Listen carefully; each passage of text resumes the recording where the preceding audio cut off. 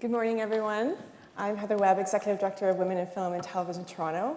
Just want to say good morning, and now that you've all been very uplifted by the stats on a Monday morning, I want to thank you all for coming to see this amazing screening of 4% Film's Gender Problem.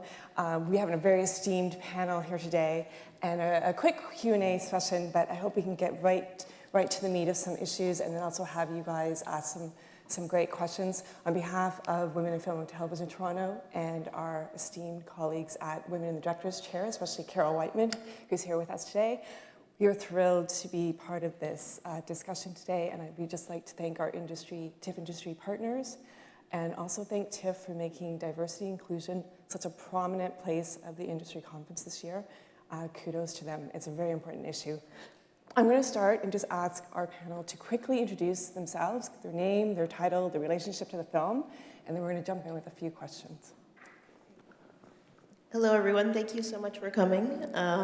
This has been an amazing event, so we really do appreciate it. And I'm Caroline Sue. I directed the film, and I'm a producer and director of documentaries. And I just wanted to give a quick thank you to anyone who's in the audience who was actually interviewed for the film. We appreciate your participation, and obviously you're the key and the heart to the film. So I don't know who is here, but maybe we can kind of acknowledge them later. So. I'm Stacy Smith. I'm the Director of the Media Diversity and Social Change Initiative at USC Annenberg. And I believe, unless I'm completely out to lunch, the 4% is based on one of the stats in one of my studies. So, yes. Hi, I'm Stacy Offman, one of the executive producers with the project and Jigsaw Productions. And I'm Laura Michael Chisholm, also an exec producer with the project, and I work with Sundance Productions as well. Thank you. As Stacy Smith acknowledged, that this film was based on a study that her and her colleagues did at the University of Southern California, Annenberg. And I would say if you don't know of their studies year after year, please check them out. They're amazing. The data that comes out of that is really important, and I think it's really phenomenal and very smart of this group to put that onto screen and to give it to a wider audience. I think it's important information, and I thank you very much for that. So Stacy, maybe we can start with you, because obviously your study was the impetus for this film. And I don't know if everyone is aware of this, but last week actually, Stacy and her colleagues just released another updated study, and I encourage you all to look at it. It is entitled Inequity in 800 Popular Films, Examining Portrayals of Gender, Race, Ethnicity, LGBT, and Disability from 2007 to 2015. Really great infographics that you can share, distribute. Please do that to get the conversation going further. Stacey, maybe start, if you can, and just touch a few of the maybe key findings. And also what I think was really great about this report is that you had 3 recommendations about how to produce change. And if you want me, you could share that today, that'd be great. sure. Thank you for the public service announcement about my work. I love that. A couple of key facts that we released in this study with the AP this week. And just to sensitize the gravity of the situation that we're actually talking about, from 2007 to 2015, there were 886 directors attached to 800 films that we examined. Only 4.1% were women. Not a big surprise, because we've been, I think, getting the word out about the problem. Here is the underlying tenor to one of the facts that's really problematic. Only 3 of those women were African American or Black, and only 1 was Asian. So even the industry's projection of what a female director is racialized and narrow, even far narrower than that 4% illuminates. And there is something worse than being a female director in terms of employment, and that's being a female composer. Only 1.4% of composers, so just the flip of the percentage. And so I think we're seeing a real, not only a diversity problem, but what I have called the inclusion crisis facing us. So we offer some really practical solutions at the end of the report. One is A-list talent can step up and put in their contracts an equity rider that states that inclusion should be part of the story if it represents whatever narrative is being told. On screen, the demography of that story should look like the place where the story is taking place. And they don't need to stop with on-screen. They can also ask for inclusion behind the camera. So instead of just making demands about luxury items or trailer size or whatever, they can also ask for inclusion in a way that's contractually mandated. Also, the Rooney Rule, something the NFL does if they're going to be hiring from the outside of an institution, they stipulate that a person of color has to be interviewed in that process. There's no reason why those consideration lists aren't populated with women, people of color, not only in the interviewing process, but also the conversion to hiring.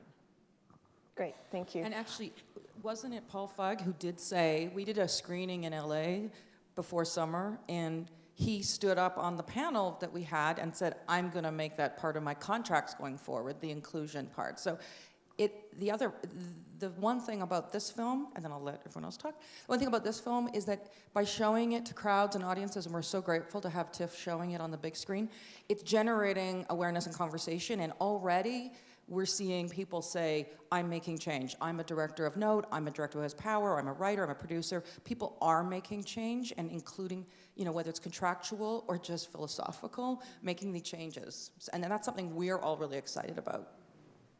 Do the rest, Carolyn and Stacey, do you want to talk about a little bit about how you feel about these recommendations that have come out of Stacey's recent study, and also just, where everyone on the panel, there's, always a lot of conversation about quotas as a movement of change, influencing that. Would love to ask you guys that question that everyone hates to get asked, but, where do you stand on some of those affirmative action or quota initiatives in the industry? This is just my personal view, but I'm very supportive of those initiatives. I think that's one of the many things that we need to move the dial forward. I think these riders and contractual and concrete also suggestions and ideas from the top down really also help to make change. And we're exploring this issue from obviously from Stacy's study, but we're looking at it as a human rights issue. I think that was our attraction to sort of telling the story, and when Caroline brought it to us was like, this is a civil liberties problem. This isn't just a problem in poor Hollywood. This is a real issue that we need to really dig in on. So, it's controversial, but I think whatever it takes, I think there needs to be programs and quotas because the numbers are it's a crisis. I think that's the new word that I'm going to take with me today, and we got to do something to just make up for like decades and decades. I think one thing that working on the project, I'm not an advocacy filmmaker by any means. This is really the first piece that I've ever worked on, which is really more along the lines of an advocacy film. But I think what has been great is it's made me realize my own issues in hiring, and I think it makes you kind of feel like you have to walk the walk a little bit, even in your small circle of people who you work with, trying to work with more people unlike you, trying to encourage young people, especially women, or encourage more diversity in general. And I think that, it's just a think twice thing. People need to think twice before they make their knee-jerk decisions about who they want to work with and who they think is capable and why they have those assumptions, so. It comes up in the film about the lists, and the one thing that we're all doing is whenever one of us is about to start a new project, instead of just assuming you know who you want for the DP cinematographer role and the editor and the post, etc., we are all tending, and I'm doing it, is sending notes to each other and going, okay, looking for someone hot and amazing as an editor, anyone new that we don't know. And 9 times out of 10, there will be a lot of women on that list, because if you step back and think about it as people who are making films, documentaries, series, it just takes a minute longer. I do a ton of Googling every single day to find out who directed that, who shot that, who did the editing on that film or doc or series. It takes a little bit of extra work, and I think Hollywood has tended to just fall into it's easy, and we have the same list that goes from agent to agent, from producer to producer, and we're just trying to shake that up a little bit. Yeah, I think that is something that has come up at some other panels throughout this conference, is that unconscious bias that seems to exist, and I think, I'd be interested to see, you guys are obviously giving some examples, but where you think in the whole pipeline of the industry where those things could be overcome and some simple solutions that people might have in terms of the green lighting financing process. Any key thoughts on that? Well, I think it's top to bottom. I mean, there has been no change in the top 100 blockbusters, at least since 2007, on screen dating back a half of a century. So something needs to happen to short circuit these defaults or these implicit tendencies to not take the time to be thoughtful, and the degree to which those can be embedded in the process, from ideating on who might be the perfect director, right? And then broadening your view of what that looks like. But let me give you an example of top to bottom. If we just think about who's on screen, do you know what it would take to solve the gender parity issue on screen? Because right now females are less than 30% of all speaking characters, and that hasn't changed in decades. All you'd have to do is, across the top 100, add 5 female speaking characters per movie each year, set a new norm, and repeat that process in 3 years, and we'd be at parity. That would cost, I think, less than $5,000 per film, according to SAG-AFTRA numbers, and it wouldn't take jobs away from men. That's a casting director issue, because those are roles that aren't the principal cast. And if it's that simple, and you get casting directors, which are largely women, stepping back and thinking about this process, now we actually start to change the whole demography and the entire ecosystem, and that's what it's going to take. Right, thank you. I think we have a bit of time to just open up for maybe 1 or 2 quick questions from the floor. I think there's some volunteers that have microphones. Hi. Oh, we have someone with a mic, sorry. Sorry. Thank you all for being here. First of all, my name's Tara. I'm a recent graduate of the Ryerson Film Program.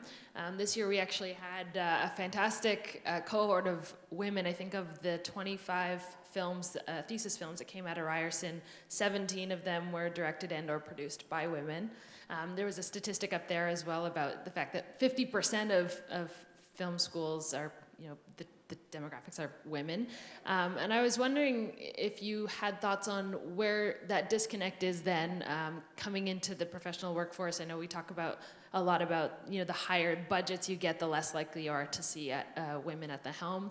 I also heard someone from Telefilm at a panel earlier this week say that they get far less actual submissions of projects that are female-led.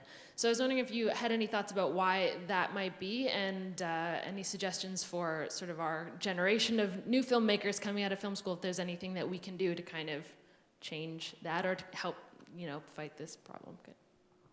You have to pick up the camera. You have to. I really say this every time I'm asked.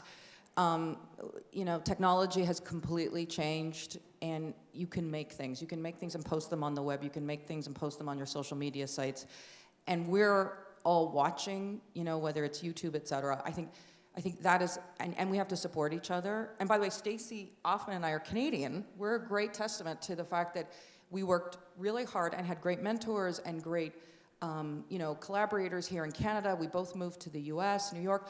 But what we've done is really just persevere. You have to be fierce. Almost every person on our, in our film, which Caroline directed, has really worked against all odds.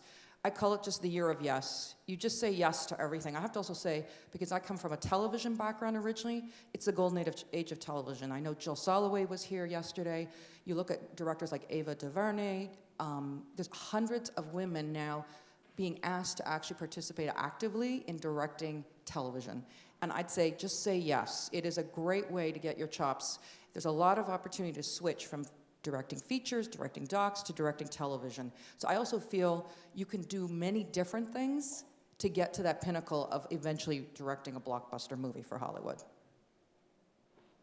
we have time for one more question? I think we have time for one more question. I see a hand up over there. The mic over. Hi, good morning. Thanks for tackling this issue. I have a female filmmaker friend who has been speaking for quite a while now about an initiative to bring to the filmmaking industry where every film would actually be required to pass the Bechdel Test. So you guys are familiar with the Bechdel Test, right? Do you think such a legislation could work? What do you think the pros and cons with something like that would be? No, I don't think that would work because the bar is too low. Two women, I mean, I'm sorry. So I'd say raise her standards, right? Raise the standards. And I want to speak to what Laura said a second ago as well. I mean, Destry is here who runs the directors list. There is no shortage of female directors. They're on her website. They're there for ideation. But I think we need to imagine the world on screen like the world we live in. One where you see women, people of color, the LGBT community, and people with disabilities, and countless other groups that are currently being left out. So I think we need to be more creative than just two women talking to each other about something other than a man. And on that note, unfortunately, on that great note, I think we're out of time for today. But I want to thank again our amazing panel. I want to say thank you for doing the work, Stacy, of the research and continuing to do that. I want to thank all of you for making this incredible film, and I encourage all of you to go out and put your vote at the box office for female-led films here at TIFF and elsewhere. Thank you.